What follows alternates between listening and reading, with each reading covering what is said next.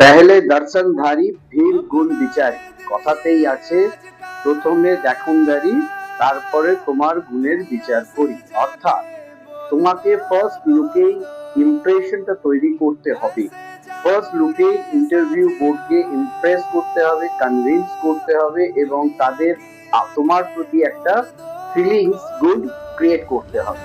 তো সেক্ষেত্রে WBHRB CBT পরীক্ষা যারা উত্তীর্ণ হয়েছো তাদের ইন্টারভিউ কল হবে। এখন প্রত্যেকের চিন্তা ইন্টারভিউ কি করে ট্যাকেল করবে, কারণ 1:3 কল হচ্ছে।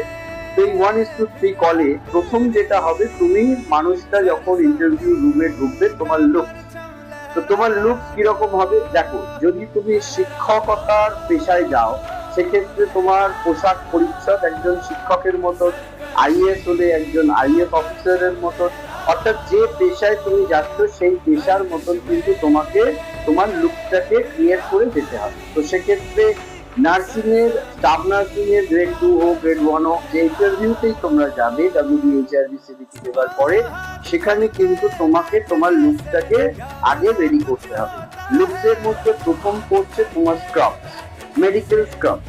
অর্থাৎ তুমি কিন্তু as a nurse to be look medical scarf পরে কিন্তু যাবে, কোনো শাড়ি সালোয়ার বা তোমার জিন্স গেঞ্জি এগুলো কিছুই যাবে না। তোমাকে মেডিকেল স্কার্ফস অর্থাৎ তুমি যে অ্যাপ্রন, তুমি যে অ্যাজ আ নার্স যে ড্রেস হয় সেটাই তোমাকে মেডিকেল স্কার্ফস কিন্তু ক্যারি করতে হবে। এবং সব থেকে বড় কথা হচ্ছে তোমার হেয়ার বাইন্ডিং, তোমার হেয়ার টাইড এন্ড নট, কোনো লকস থাকবে না, চুলে কোনো রকমের কালার থাকবে না, চুলে কোনো রকমের স্ক্রিলিং বা তোমার চুলে কোনো রকমের আর্টিফিশিয়াল আর্ট থাকবে না।